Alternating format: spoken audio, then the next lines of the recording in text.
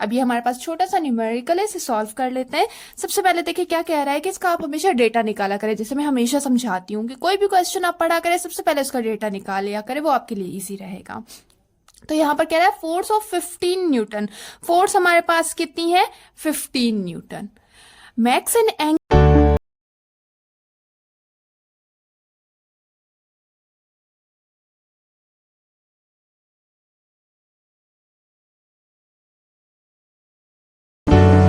अस्सलाम वालेकुम क्लास। आज हम स्टार्ट करेंगे फिजिक्स क्लास 9 चैप्टर नंबर 4 के MCQs. Our first MCQs is a pair of unlike parallel forces having different line force produce। हमारे पास दो unlike parallel forces हैं, ठीक है, लेकिन उनकी जो डायरेक्शन है वो डिफरेंट है, अपोजिट है। तो वो क्या प्रोड्यूस करेंगी? ए इक्विलिब्रियम, बी टॉर्क, सी कपल, या फिर डी अनस्टेबल इक्विलिब्रियम। तो वो क्या प्रोड्यूस करेंगे? कपल प्रोड्यूस करेंगी। ठीक हो गया। जबकि अगर यहाँ पर हमारे पास टॉर्क का फॉर्मूला पूछा जाए कि टॉर्क का फॉर्मूला क्या होता है, तो T is equals to F into D. ठीक हो गया। उसके बाद हमारे पास अगर इक्विलिब्रियम आ जाए कि इक्विलिब्रियम क्या है, तो भाई अगर कोई चीज रेस्ट में है तो वो रेस्ट में ही रहे, या फिर अगर वो चीज जो है वो यूनिफॉर्म मोशन में है तो वो यूनिफॉर्म मोशन में ही रहे, अपनी स्टेट चेंज ना करे, तो उसे हम क्या कहते हैं? इक्विलिब्रियम कहते हैं। अब हमारे पास दो तरह की इक्विलिब्रियम, दो टाइप्स आती हैं इक्विलिब्रियम की। एक है number 1 is static equilibrium and number 2 is dynamic equilibrium. Static equilibrium basically क्या है कि अगर कोई चीज रेस्ट में है तो वो रिमेन रेस्ट में ही रहे, तो उसे हम स्टैटिक इक्विलिब्रियम कहेंगे। और कोई चीज अगर मोशन में है तो वो मोशन में ही रहे, उसमें कोई भी एंगुलर एक्सेलरेशन ना हो, तो उसे हम क्या कहेंगे? डायनामिक इक्विलिब्रियम कहेंगे। ठीक हो गया। उसके बाद आ जाते हैं हम हमारे नेक्स्ट एमसीक्यूज पे। Head to tail rule can be use to add the forces. Head to tail rule का क्या मतलब है कि भाई हमारे पास अगर एक जो है वो वेक्टर इस तरह से है, तो फिर अब दूसरा जो वेक्टर होगा वो से जो है वो किस तरह से अटैच होगा कि उसकी टेल जो होगी वो फर्स्ट वाले वेक्टर के हेड के साथ अटैच होगी। इसे हम कहते हैं हेड टू टेल रूल। तो यहां पर कह रहे हैं कि हेड टू टेल रूल जो है वो कितनी फोर्सेस को ऐड करने के लिए यूज होता है?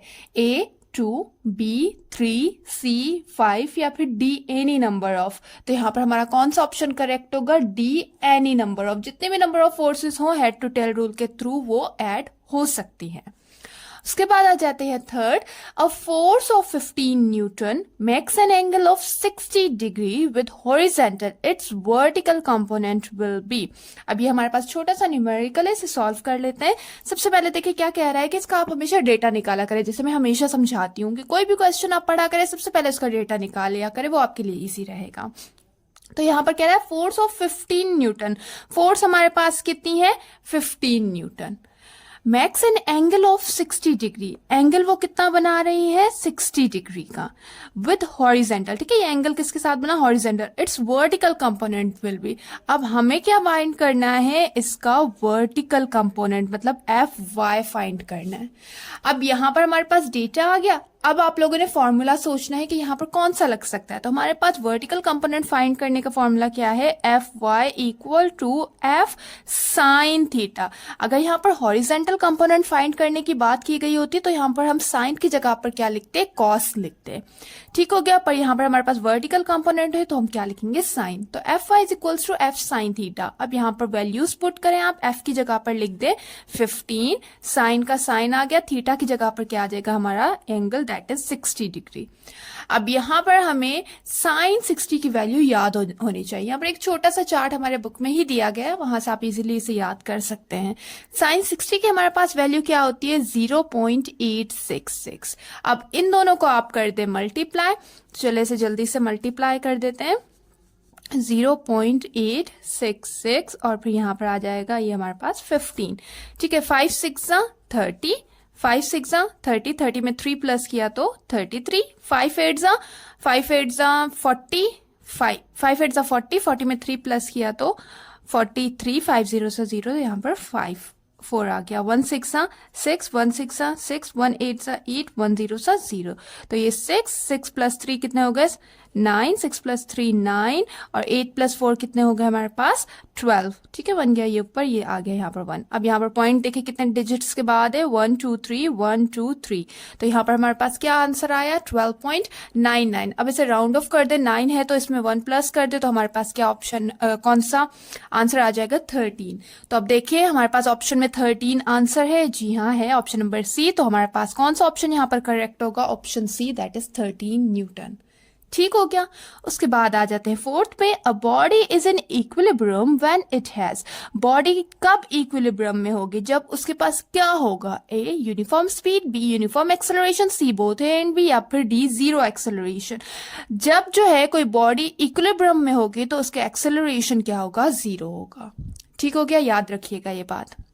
Then 5, a body is in stable equilibrium after slight tilt if its center of gravity। अब हमारे पास यहाँ पर ये एमसीक्यू सॉल्व करने से पहले आप एक चीज समझ लें कि हमारे पास इक्विलिब्रियम में 3 चीजें आ जाती है। एक होता है हमारा स्टेबल इक्विलिब्रियम।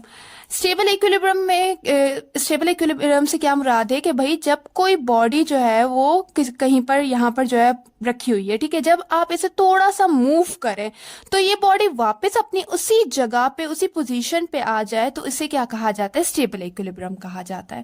देन उसके बाद सेकंड हमारे पास आ जाता है अनस्टेबल इक्विलिब्रियम। अनस्टेबल इक्विलिब्रियम हमारे पास क्या है कि भाई जब जो है वो आप किसी बॉडी को मूव करें एक जगह से और फिर वो वापसी अपनी पोजीशन पे ना आ सके, तो उसे क्या कहा जाता है, अनस्टेबल इक्विलिब्रियम कहा जाता है। थर्ड हमारे पास है न्यूट्रल इक्विलिब्रियम। न्यूट्रल इक्विलिब्रियम हम किसे कहते हैं कि जब जो है आप किसी भी ऑब्जेक्ट को एक जगह से मूव करें तो वो दूसरी जगह पर रह के, वहां से तो वो हट जाएगा, दूसरी जगह पर रह के भी इक्विलिब्रियम में ही हो, तो उसे क्या कहा जाता है, न्यूट्रल इक्विलिब्रियम कहा जाता है। ठीक हो गया। अब याद रखिएगा कि स्टेबल इक्विलिब्रियम में हमारे पास यहाँ पर जो क्वेश्चन पूछे जाते हैं ना, वो उसके सेंटर ऑफ ग्रेविटी के हवाले से पूछे जाते हैं। तो याद रखिएगा जो हमारा स्टेबल इक्विलिब्रियम में होता है उसकी जो सेंटर ऑफ ग्रेविटी होती है वो हमेशा कहां पर होती है, उसकी लोवेस्ट पोजीशन पे होती है। ये बात आपने याद रखनी है। अब यहां पर एमसीक्यूज को देख लेते हैं। A body is in stable equilibrium after slight tilt if its center of gravity। एक बॉडी स्टेबल इक्विलिब्रियम में है जब हमने उसे थोड़ा सा टिल्ट किया, तो अब बताओ उसकी सेंटर ऑफ ग्रेविटी कहाँ होगी। तो हमने पढ़ा कि भाई स्टेबल इक्विलिब्रियम में आप भले थोड़ा सा से टिल्ट कर दे पर वो वापसी से अपनी जगह पे आ जाएगी, तो उसकी सेंटर ऑफ ग्रेविटी कहाँ होगी, A remains above the point of contact, B remains on the side of contact, B C passes over the point of contact, या फिर D is at lowest position. तो हमने पढ़ा कि जब स्टेबल इक्विलिब्रियम होता है तो उसकी सेंटर ऑफ ग्रेविटी कहाँ होती है, उसके लोवेस्ट पोजीशन पे होती है। ठीक हो गया। उसके बाद आ जाते हैं 6 पे, a body is in unstable equilibrium after slight tilt if it's centre of gravity. अब यहाँ पर बात आ रही है अनस्टेबल इक्विलिब्रियम की, मतलब इसकी centre of gravity lowest position पे तो होगी ही नहीं। अब देखते हैं कि और कौन से हमारे पास ऑप्शंस हैं। A remains on side of the point of contact, B remains above the point of contact, C passes over the point of contact, या फिर D is position at its bottom. तो यहां पर हमारा कौन सा ऑप्शन करेक्ट होगा, B remains above the point of contact. हमेशा याद रखेगा अनस्टेबल इक्विलिब्रियम में सेंटर ऑफ ग्रेविटी कहां पर होता है, पॉइंट ऑफ कॉन्टेक्ट के ऊपर होता है। ठीक हो गया। उसके बाद आ जाते हैं नेक्स्ट एमसीक्यूज पे। A body is in neutral equilibrium when it's centre of gravity. अब न्यूट्रल इक्विलिब्रियम की बात की जाए तो फिर वहां पर उसकी सेंटर ऑफ ग्रेविटी कहाँ होगी, A is at lowest position, B remains at same height, C is at highest position, D is at its base. अब ये लोवेस्ट पोजीशन और इज एट बेस की एक ही बात है। अब ये हमारे पास शो कर रहा है स्टेबल इक्विलिब्रियम को, तो ये तो होगा नहीं। Remains at is at at highest position या फिर रिमेन्स एट सेम हाइट। तो याद रखेगा कि जब बॉडी न्यूट्रल इक्विलिब्रियम में होती है तो उसकी सेंटर ऑफ ग्रेविटी क्या होती है, remains at same height, same height पे ही रहती है। देन उसके बाद है Bunsen burner is made stable. Bunsen burner को हम स्टेबल किस तरह से बनाएंगे कि भाई हम उससे क्या ले आए, स्टेबल इक्विलिब्रियम में ले आए। स्टेबल इक्विलिब्रियम में हम किस तरह से लाएंगे कि उसका सेंटर ऑफ ग्रेविटी क्या कर दे, लोवेस्ट पोजीशन पे ले आए। लोवेस्ट पोजीशन पे हम कैसे ले आएंगे, जब हम उसका बेस एरिया इंक्रीज कर देंगे तो उसकी centre of gravity lowest position पे आ जाएगी और वो क्या होगा, स्टेबल इक्विलिब्रियम में होगा।